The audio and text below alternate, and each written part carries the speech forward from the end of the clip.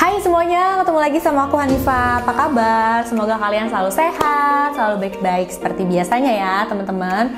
Nah hari ini aku gak mau bahas yang sedih-sedih, karena aku mau bahas sesuatu yang unik dan menarik banget menurutku, yaitu tentang berbagai pernikahan, tradisinya, ritualnya yang sangat unik, yang anti mainstream. Pokoknya jauh banget dari pernikahan yang biasanya kalian lihat. Dari mulai pernikahan hantu sampai ritual pernikahan yang harus mempermalukan si calon pengantinnya. Nah lo, penasaran nggak? Langsung aja yuk kita bahas.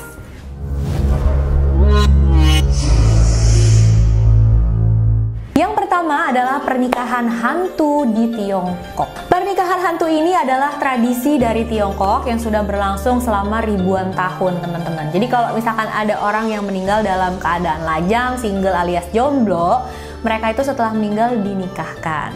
Masyarakat Cina percaya kalau kedua mayat itu dinikahkan, maka mereka nggak akan kesepian di alam baka. Nah untuk upacara pernikahannya sendiri, nanti nisan si wanita dan si pria itu ditaruh, ada orang-orang datang, ada perjamuan, ada makanan, mereka mengadakan acara bareng. Setelah mereka menikah, tulang belulang milik si wanita dipindahkan ke kuburan si pria, jadi biar mereka bareng-bareng di alam baka.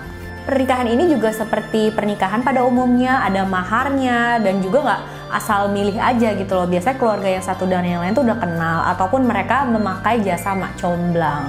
Dan info yang aku dapat juga katanya banyak juga ya orang-orang yang menggali kuburan wanita, terus jasadnya itu diambil dan dijual gitu loh. Dan harganya juga lumayan mahal, kalau dirupiahin sekitar bisa laku 100 sampai 200 jutaan. Info dari internet sih yang aku dapat seperti itu. Mungkin kalian ada yang tinggal di sana tahu tentang tradisi ini, mungkin bisa komen ya teman-teman.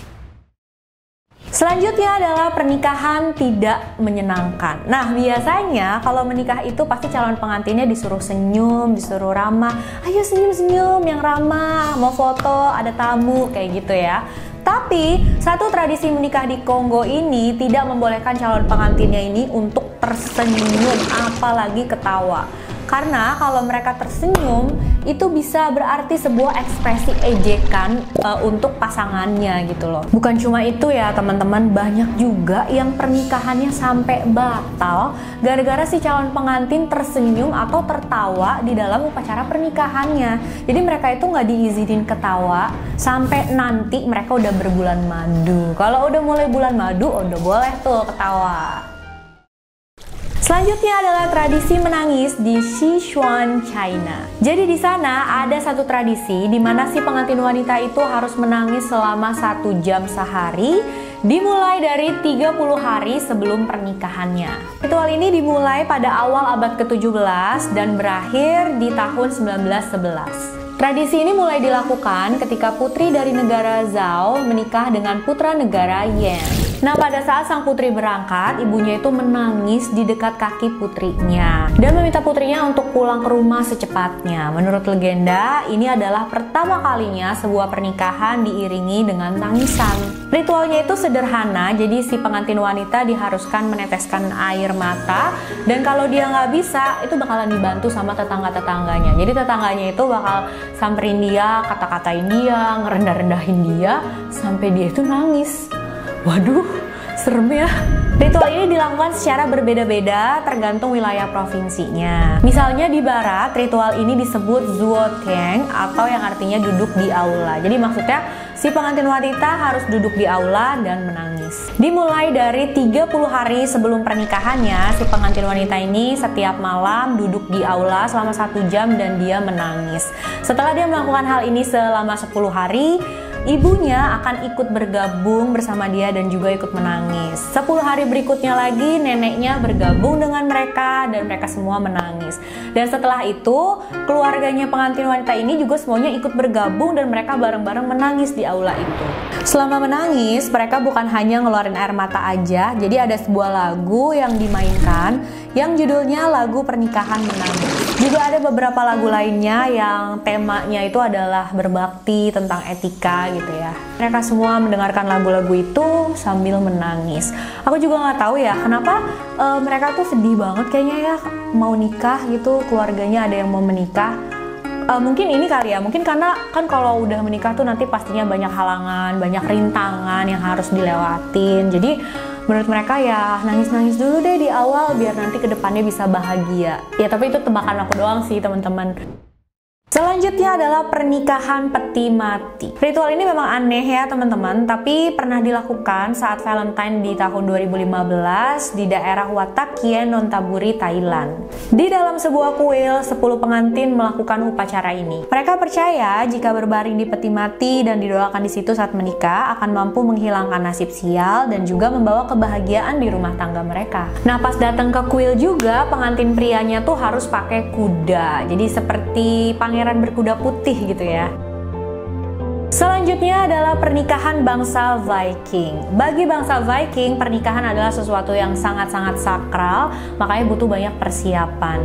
Dan untuk para wanita yang belum menikah alias single, mereka itu memakai headband di kepalanya untuk menghias rambutnya, dan headband itu disebut sebagai kransen. Tapi setelah mereka menikah, kransennya itu akan diganti dengan mahkota pernikahan, sementara kransennya itu disimpan dan akan diwariskan kepada putrinya nanti. Sedangkan untuk calon mempelai pria, mereka harus mendapatkan pedang dari leluhurnya. Pedang ini mereka dapatkan dengan cara menggali kuburan leluhurnya dan mengambil pedang tersebut. Tapi kalau misalkan pedang itu sudah tidak ada, jadi ya bisa minta pedang itu ke kerabat yang masih hidup yang memegang pedang leluhur tersebut. Dalam upacara pernikahan, pengantin pria akan memberikan pedang dari leluhur tersebut ke pengantin wanita untuk disimpan dan nantinya diberikan kepada anak lelaki mereka. Setelah menyerahkan pedangnya, baru deh mereka bertukar cincin dan melakukan sumpah pernikahan. Setelah itu, mereka akan diarak menuju aula desa untuk berpesta. Tapi sebelum masuk ke dalam aula, si pengantin pria akan menancapkan pedang ke pintu aula tersebut. Tapi bukan pedang leluhur yang tadi ya teman-teman, ini pedang yang beda lagi.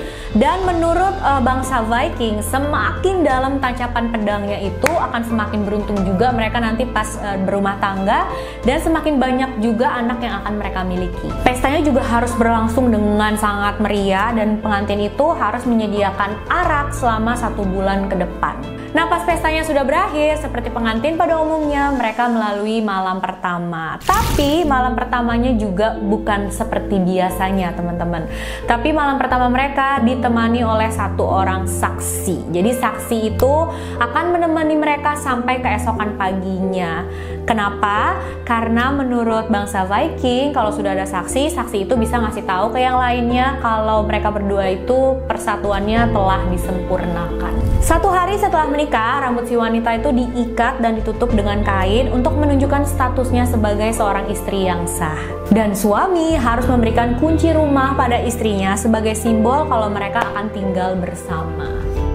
Nah, yang terakhir dan pastinya nggak kalah unik ya teman-teman adalah tradisi blackening di Skotlandia. Calon pengantin biasanya akan diikat di pohon atau tiang, lalu dia dilumuri pakai jelaga, tepung, minyak, kotoran hewan, bahan makanan yang lengket ataupun hal-hal lainnya yang semacam itu ya teman-teman. Menurut mereka ini adalah bagian yang paling penting daripada mengikat pasangan di tiang tadi. Nah, tujuan dari tradisi ini adalah untuk mempersiapkan calon pengantin dengan penderitaan yang mungkin akan dialami di dalam rumah tangganya. Tradisi ini juga dipercaya oleh masyarakat Skotlandia sebagai penangkal roh-roh jahat. Oke, itu dia tadi teman-teman beberapa ritual pernikahan unik yang ada di seluruh dunia. Menurut kalian yang mana sih yang paling unik? Kasih tahu di kolom komentar ya teman-teman. Makasih udah nonton videonya sampai akhir. Jangan lupa like, subscribe, dan share video ini sebanyak-banyaknya. Bye-bye!